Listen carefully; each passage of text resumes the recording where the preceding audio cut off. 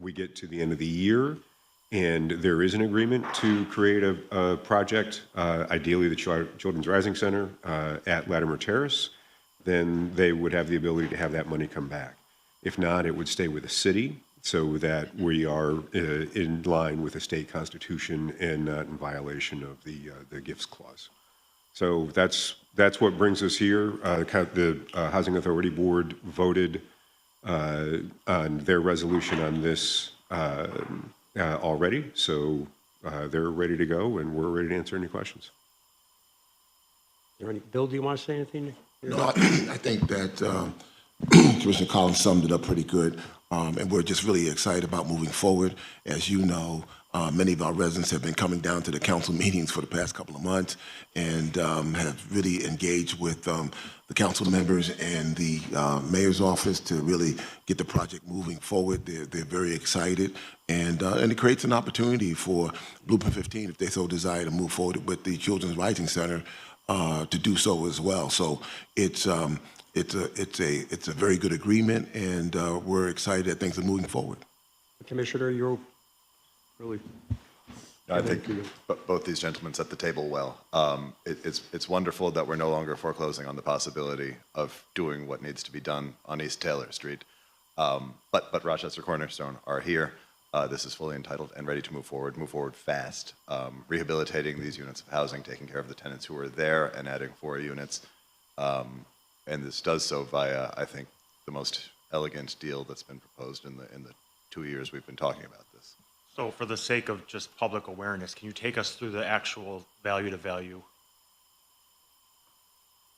So we had 2 appraisals done, one of the subject at Eastwood Heights that came in at $2.6 million for the as-is existing 49-unit apartment building on the smaller parcel than currently existed prior to the resub of the property on Avon Road. Second appraisal for the Latimer Terrace parcel. Let me stop for a second, Matt. So the resub, so everybody's clear that is watching this, talk about what we cut out so that property is not being changed. So just because this is an old school building, on a large lot, we didn't want to have any less density than would be appropriate for the neighborhood there. So we decided a couple of years ago, with Bill's support, to re-subdivide out the entirety of the frontage on Avon Road, preserving an easement for the easternmost driveway to continue to access the building. But we think this is a really terrific infill housing site in one of our strongest neighborhoods, housing strategy neighborhood. So the city is going to retain that portion of land. The apartment building, its driveways to the south, parking area, gazebo are going to continue to exist as is. Along with everything to the east, which is the basketball court, garden, fields. East of the driveway, that's right. That's city property. That's de facto parkland. Okay. Sorry for interrupting. No, that's okay. So yeah, that remainder of the parcel with the apartment building is valued at $2.6 million, full market value, valuation date of plus or minus December of this past year.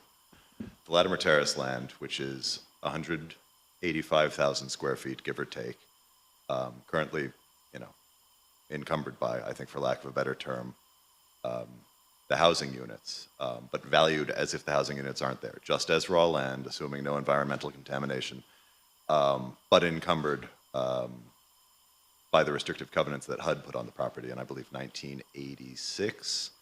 That came in at $800,000.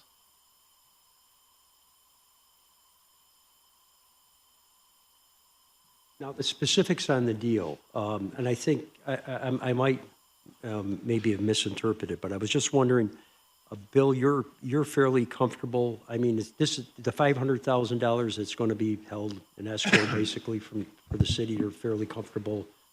It's predicated on you being able to move all the people out, and right? Correct. Correct. And also predicated on us signing an agreement, if I'm wrong here, with CRC, right? So that's correct. We would need them to be ready to proceed as well. So it's a leap of faith, basically, by Syracuse Housing Authority regarding that. And I see Raquan, could you come up for a second? I just want to, what are the chances, basically, of the Children Rising Center going forward now?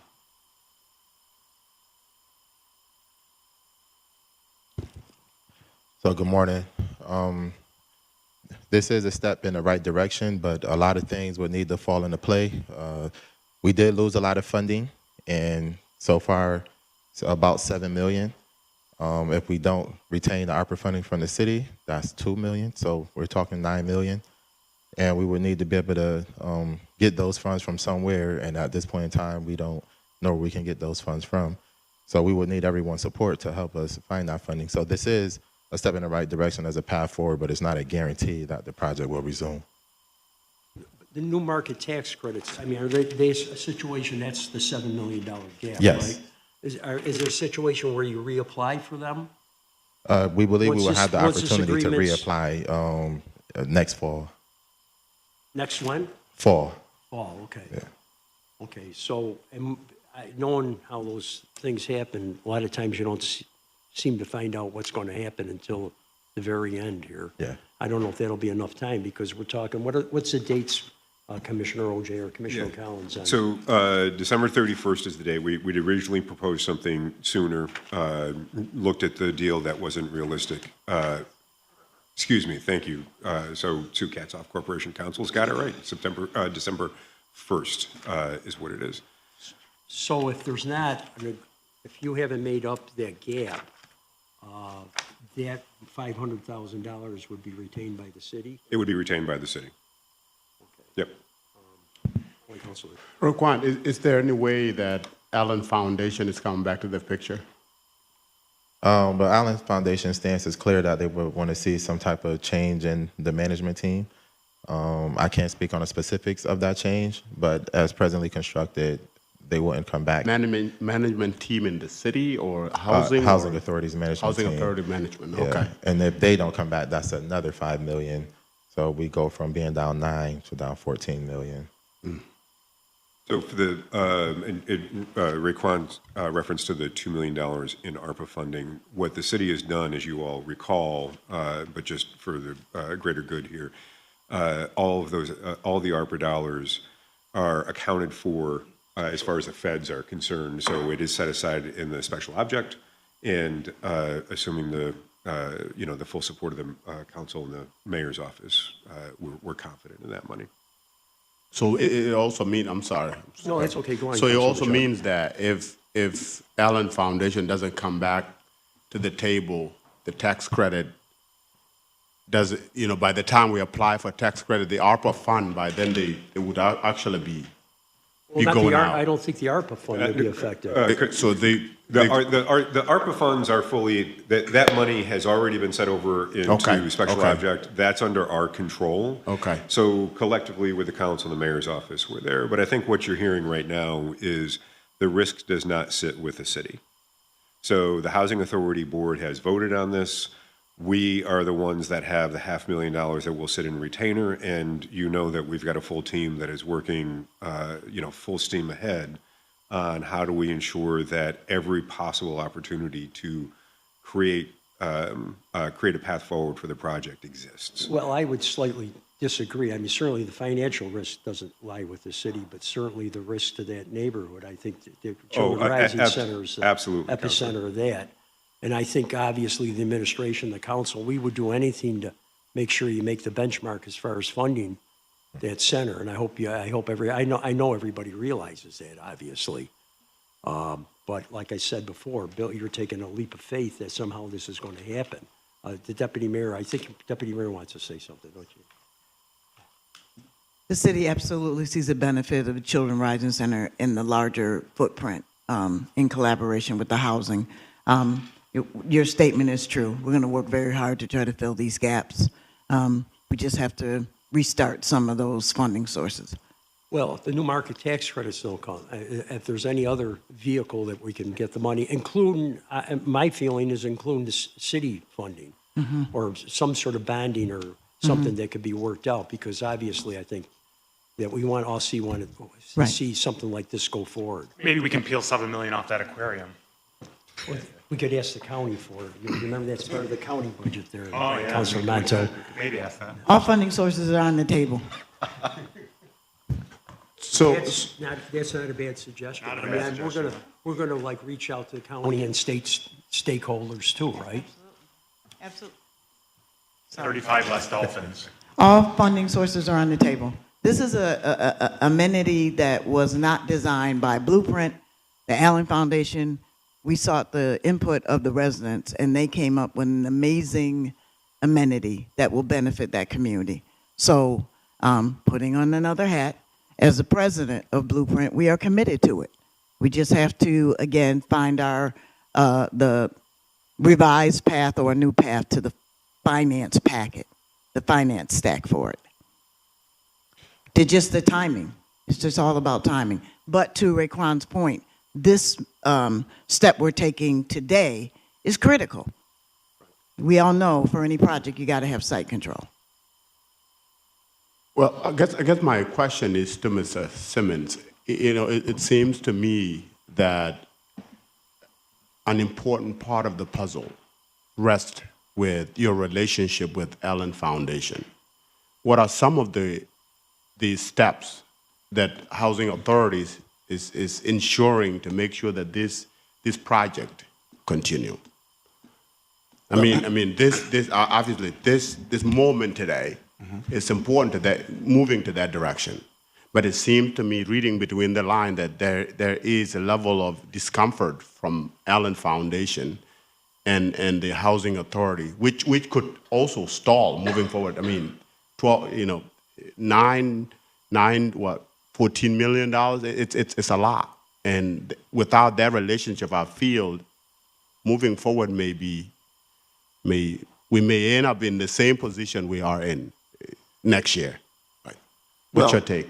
My only take is that after we were able to negotiate the deal last Friday, I had an opportunity to call Meg O'Connell and see if anything else that we can do.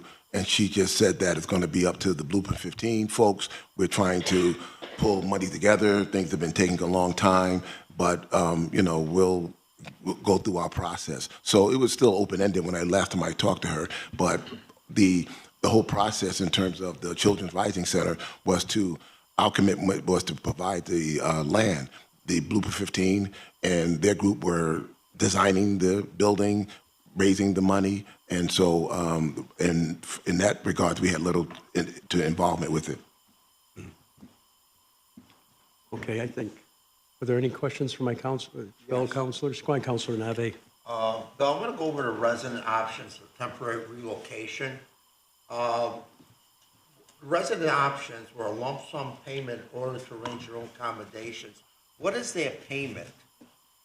Do we have a amount that each tenant will get to arrange their own accommodations? It's roughly about $1,500. So we're going $1,500. Okay, and where's that coming from? Is that from the Allen Foundation or from SHA funding? Okay, so let me back up. I thought you were talking about the residents from Eastwood Heights. Yeah, I'm sorry. Yeah, residents of Eastwood Heights that will be temporarily displaced. Right. Those individuals will be, I can let the developer come up with the details, but it's roughly $15 million for those individuals who do not go to the hotels that we have set aside up in East Syracuse.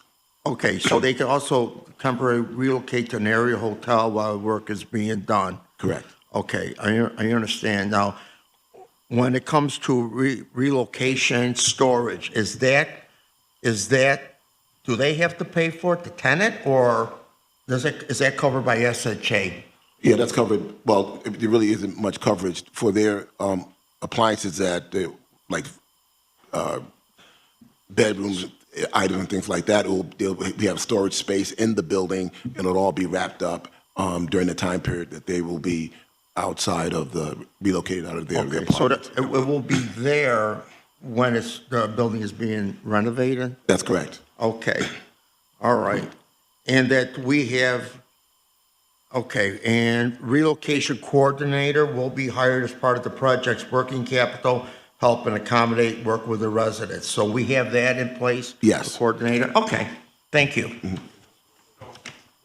what's the timeline with Eastwood Heights? If we get through this Monday, walk me through the next 6 months, year, and specifically for you, Bill, do the residents, I'm asking this, I already know the answer, are they fully informed as to what is going on? Because as you can imagine, I talked to a lot of those Eastwood Heights residents. They seem pretty confused to me. So what are we doing to make sure they know what's happening? Maybe that's for you guys to answer, I don't know, but. Well, they can fill in on the details, Okay. but we had a meeting with the residents yesterday Okay. to thank them for all of their support in advocating for this project to come to a close. And they're all excited. You know, many of them surely were confused because they thought a long time, several months ago, that this was going to happen. Years, I think. Yeah, because we applied for, the first time we applied for the tax credits was 2 years ago. And so anyway, but yeah, they're very excited. We met with them yesterday, and the timeline for the closing, Ryan, what's the timeline for the closing? Is it? Yeah, so one of the Would you come up to that mic right grab there? it. And Ryan, just out of posterity's sake, I'm not so worried about the paperwork part of it. When do the residents start to feel the change there? Like how Right. soon? So Ryan Brand of Rochester's Cornerstone Group, we're the developer working with Syracuse Housing Authority on Eastwood Heights. So as Bill said, we had another meeting with the residents yesterday. So I guess the timeline here, if everything goes well, if the council does approve this deal, there's some sort of resolution that's passed, that's going to trigger the closing being somewhere between 30 to 45 days later. And that's because of a permanent financer with Freddie Mac has to go into place. So our goal is to close by the end of April, if not the beginning of May, and then fairly soon after begin the relocation process. So as we told the residents yesterday, everyone will have at least 30 days notice. Most will have far more than 30 days notice of the date that they'll be moving out of their apartment temporarily. How many are relocated at a time? So the plan was to have 6 at a time. So it's basically because of the plumbing stacks in the building. There's a three-story building, so floor 1, 2, 3 above each other are moving out at the same time. Right next to them, floor 1, 2, 3. So there's kind of groups of 6. That was the plan. Now that things have started to shift a little bit with the timing, we may have slightly more than that going at the same time. And one of the things we're up against is there's an EPA rule about the refrigerant for the heat pumps that we're putting in. We're electrifying the building. Those have to be installed by the end of the year, installed and functioning by the end of the year. So as we're working with our general contractor, that schedule starts to get condensed, right? If we're not going to start moving people out until May, we still have to finish by end of December. There's a good chance we may have to have more residents out at any given time. So as we described before, there is a hotel we have an arrangement with where obviously the project's going to be paying for their stay there at extended stay suites. They get to pick whether they do a hotel option or they take that cash option if they're going to arrange for their own stay during that time. What about Latimer Terrace, that bill, as far as that, how's that move going to go? All those folks are aware of this? Yeah, we're having meetings with them all the time and informing the residents. Some residents are moving early and using Housing Authority vouchers. Some probably will use the HUD vouchers when we actually close and get final approval. So that's going well. We have teams of people at Eastwood Heights and at McKinney Manor working with the residents all the time, looking for locations and getting them vouchers and explaining the whole process to them. So the people moving from Latimer, Bill, are those mostly 3 and 4 bedrooms? Some of them are 4 and 5. So where would they go? Well, that's part of the team that's working with them and finding those locations for them.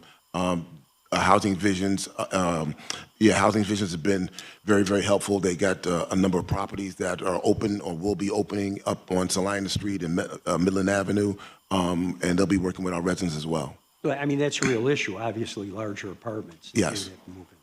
So is the cash option also available to them? The cash option that Ryan was talking about, is that available to the Latimer Terrence folks as well, or no? No. What happens is none of the individuals who are living at Eastwood Heights will be using a housing choice voucher. They have the option of the hotels in East Syracuse, or if they want to stay with a family member, that's when they get the cash option. The individuals who live on McKinney Manor will either use the housing choice voucher to live outside of public housing, or they will be moving into a public housing unit. Okay. Okay. And then the timeline, Ryan, of December, is that for the whole entire building, or is it just for 1, 2, 3 floors? Just for the unit, so all the floors, correct, all the residences, all 53 of them, yeah. So that's the timeline of the entire project. By December, it should be done. And then you It'll, can it'll go all a move. bit after that for common area, and there's the parking lot too, a lot of site work, things like that. So original plan or hope to close by the end of last year and start the relocation ahead of time. That's just with the seasonal, what's going to work best depending on the weather. That's kind of what we're working with our general contractor on. So our plan's probably to, you think, Rob, is it a full year construction? Yeah, so it'll be the whole thing, the whole building, site, everything probably won't be done until next spring. Yeah. Any other questions? Okay, I think we've been through an interesting time here for the last few months, and I would urge everybody to continue to work together. It's like maybe we don't declare a peace, but we certainly can declare an armistice, maybe, and keep the council members involved in this, and we'll be all very supportive. So I appreciate everybody coming here. Eastwood Heights is certainly not shy with calling me, so if there's issues, we're Tell them to keep on we're calling certainly going to know Councilman it, but so. Okay, so I'll call this a motion to adjourn. Move. Second, okay, thank you.